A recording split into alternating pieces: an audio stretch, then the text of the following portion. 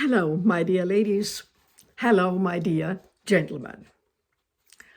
Today's video is about a truly disturbing topic, the Epstein files. I took a closer look at three faces of some of the men who appear most frequently in the files. What immediately struck me about all of them was that they all look uptight, insecure, and unremarkable. Their faces betray nothing of their wealth, their pomp, and their ostentation. In their eyes, I can sense and recognize the arrogance, the power, and the greed. If they weren't so powerful and rich, no one single woman would be interested in them. It's no wonder they all got from Epstein exactly what they could never have gotten in normal life. With Epstein, they could buy pleasure and fun and unleash their power on women. Perverts, that's what they all are. Take Bill Gates, for example. Once the richest man in the world, highly intelligent. He wanted to study mathematics at Harvard University, but he dropped out to focus solely on computer science.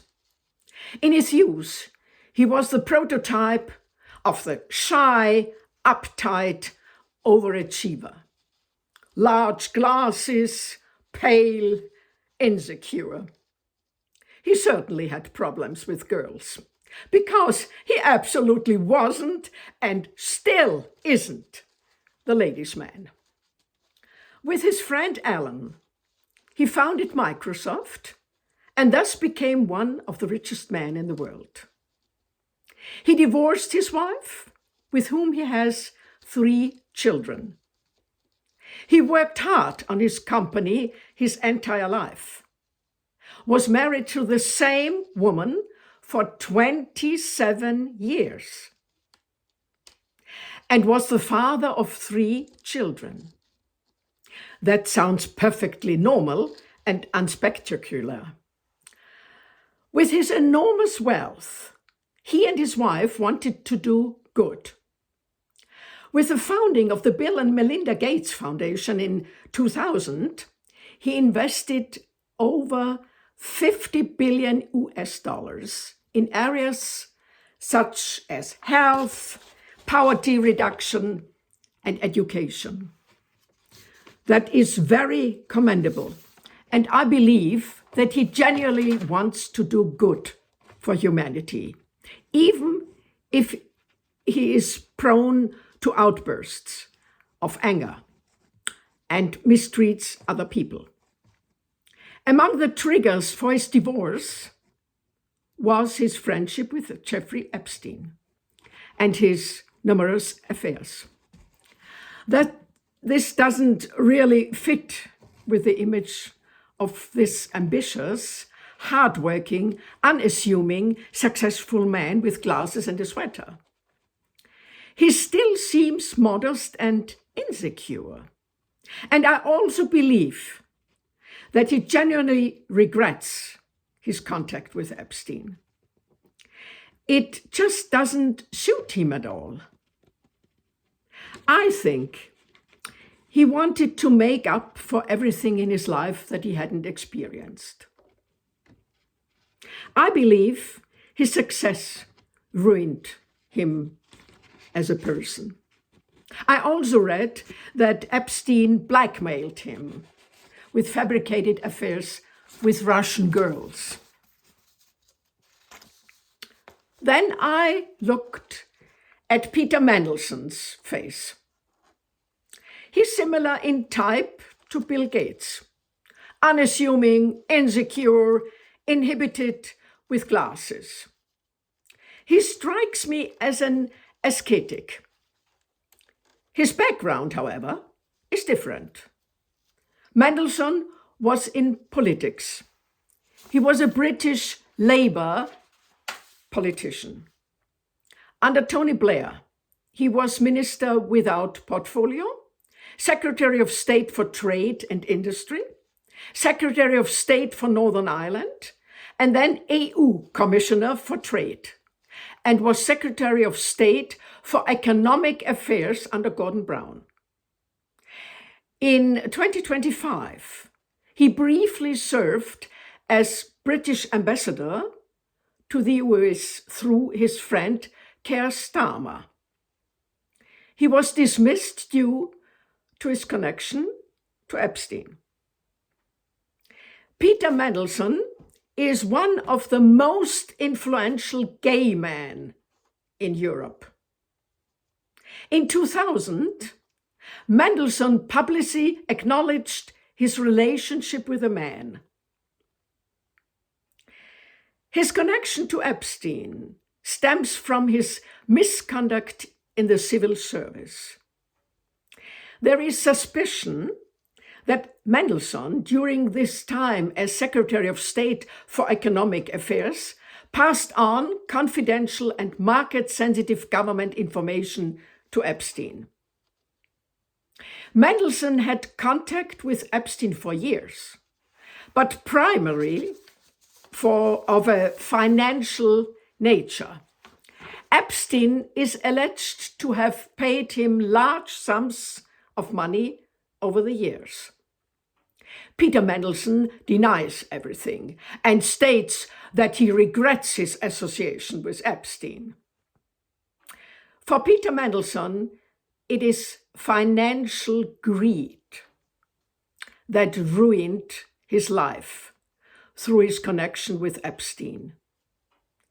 He is the unassuming type who will do anything for money. Then I looked at Leslie Wexner's face. He's an American billionaire and the founder of Victoria's Secret. In 1985, he told New York Magazine that he was possessed by a diebuck, an evil spirit from Jewish folklore. He cited this as the reason for his success.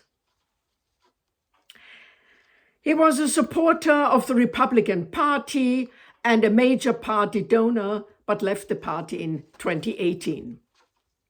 Wexner is considered a mentor to Jeffrey Epstein, was closely associated with him, and had Epstein managed his assets until Epstein began serving his prison sentence.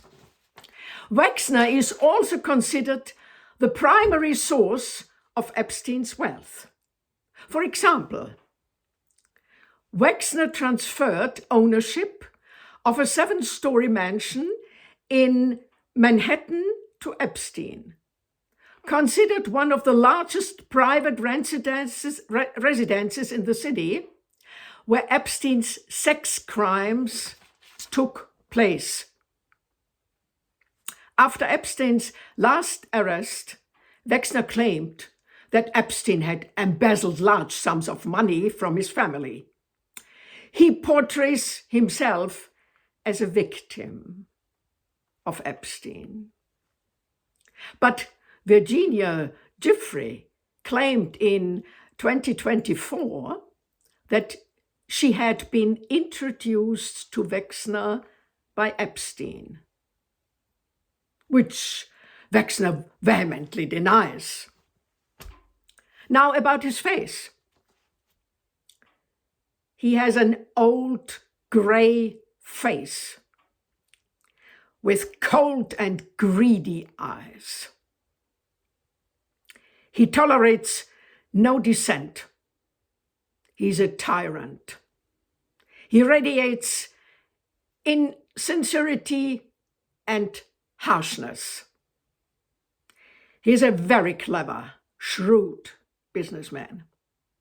I believe he had Epstein under his thumb. There are many more men listed in the Epstein files, but it takes a great deal of effort to analyze their faces. It will be interesting to see what the investigations reveal. In any case, everything is beyond my worst expectations. Have a good day.